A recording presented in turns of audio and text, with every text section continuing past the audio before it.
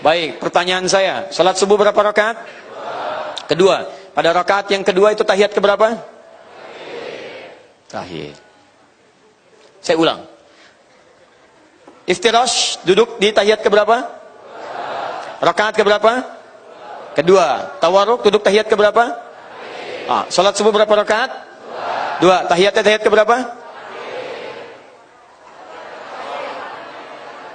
Baik. Subuh berapa rakaat?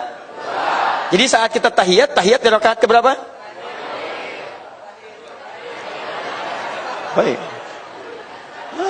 Baru kita kemudian bahas di sini.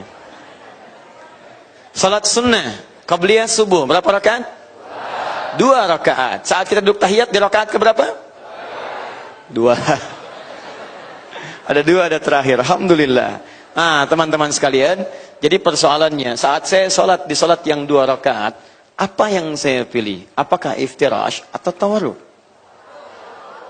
Ya, baik.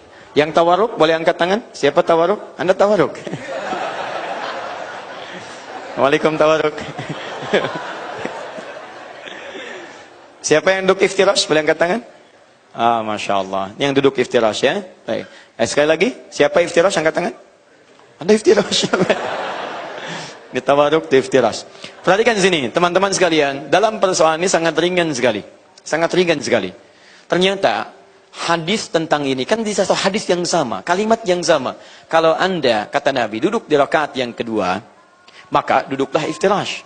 Tapi kalau yang di terakhir, maka duduklah tawarruk. Persoalannya salat subuh dan salat sunnah yang dua rakaat, itu Masya Allah, rakaatnya rakaat kedua, dan tahiyatnya pun tahiyat terakhir. Rakaat kedua ini sekaligus rakaat yang terakhir.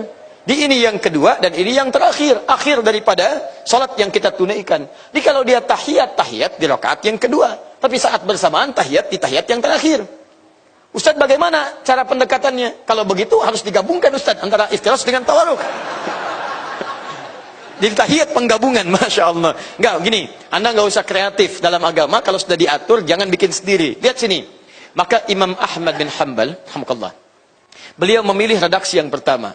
Karena Nabi terlihat mengatakan rakaat yang kedua itu adalah rakaat duduknya iftirash. Imam Ahmad memilih untuk kemudian melakukan iftirash. Saya iftirash saja. Karena Nabi mengatakan setiap yang dua rakaat iftirash. Maka beliau iftirash. Murid-muridnya Imam Ahmad bin Hanbal kemudian memilih mengikuti gurunya. Sama. Tidak ada masalah. Gurunya thiqah, gurunya hafal hadis, gurunya hafal Quran memilih untuk iftirash. Dan hadisnya ada di situ. Kemudian duduklah dalam posisi iftirash. Murid-muridnya demikian. Ada Syekhul Islam Ibnu Taimiyah di kemudian hari. Ada Ibnu Qayyim Al-Jauziyah. Ada Syekh Muhammad Nasruddin Al-Albani. Ada Syekh misalnya Ibnu Shalih Al-Utsaimin dan sebagainya. Iftirash. Kemudian kalimat hadisnya belum selesai. Wa idza kana fil akhirah, maka jika duduk di yang terakhir, rakaat yang terakhir, qa'ada ala tawarruk, maka duduk dalam keadaan tawarruk. Nah, karena dipahami salat subuh dua rakaat, sunnah dua rakaat itu adalah duduk yang terakhir. Bukan cuma dua rakaat, tapi itu yang terakhir. Tahiyatnya tahiyat akhir. Maka Imam Asy-Syafi'i, ya, rahimahullah, beliau memilih menggunakan duduk untuk tawarruk. Karena pemahamannya bukan cuma yang kedua, tapi di situ yang terakhir. Untuk membedakan dengan duduk di rakaat yang kedua, tapi bukan yang terakhir. Maghrib dua rakaatnya itu tahiyat pertama, tapi bukan akhirnya. Tapi kalau subuh kata Imam Syafi'i, memang dua rakaat, tapi saat duduk itu penutup dalam salatnya. Maka itu Imam Asy-Syafi'i lebih memilih beliau untuk duduk yang tawarruk. Dan diikuti oleh para murid-muridnya di kemudian hari. Ya, misal Imam Al-Bukhari bagian dari mazhab Asy-Syafi'i. Ya, misal sampai dengan turunan ke bawahnya sampai Syekh misalnya Wahb Az-Zuhairi rahimahullah yang telah wafat pada Allah Subhanahu wa taala dan telah menghadap kepadanya. Jadi teman-teman di sini, mari kita fokus dalam dua pilihan ini, baik pilihan Imam Asy-Syafi'i ataupun sahabat salaf sebelumnya, karena Imam Asy-Syafi'i salaf, baik pilihan Imam Ahmad ataupun salaf sebelumnya, karena Imam Ahmad juga salaf, ya, mereka memilih baik iftirash ataupun tawarruk menggunakan hadis yang sama. Hadisnya sama, cuma dengan pendekatan yang berbeda. Sekarang pertanyaannya, mana yang benar di antara kedua ini? Masya Allah, kedua-duanya ternyata benar. Karena kedua-duanya pernah dipraktikkan dan riwayatnya sampai kepada kita. Jelas? Jadi yang tawarruk benar, yang iftirash benar, yang salah, yang tidak salat. Ya? Jadi nggak usah iseng lagi. Begitu ada salat subuh duduknya begini. Hambali. Bukan. Tidak usah bermain-main tuh kan. Sudah. Begitu dia tawarruk. Subuh. Syafi'i. Bisa ya? Jelas ya?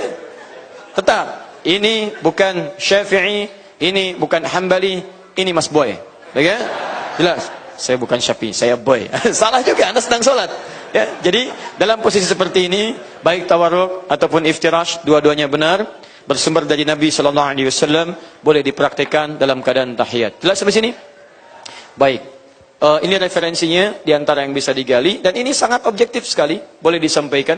Walaupun nanti punya pilihan.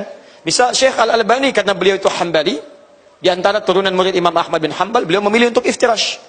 Dan wajar, kalau memilih wajar. Dan setiap pilihan selalu menggunakan argumentasi untuk menguatkannya. Ya, saya pilih warna biru dan saya kuatkan. Saya senang biru itu karena begini, begini, begini. Tapi kan saya nggak bisa paksa Anda untuk memilih yang biru. Mungkin Anda senang putih. Sepanjang itu sama-sama warna yang dibenarkan oleh ketentuan. Jelas ya?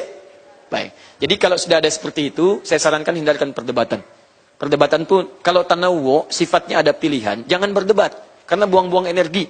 Berdebat pada sesuatu yang bisa dipilih, itu sama dengan tidak ada kerjaan. Jelas ya? Baik.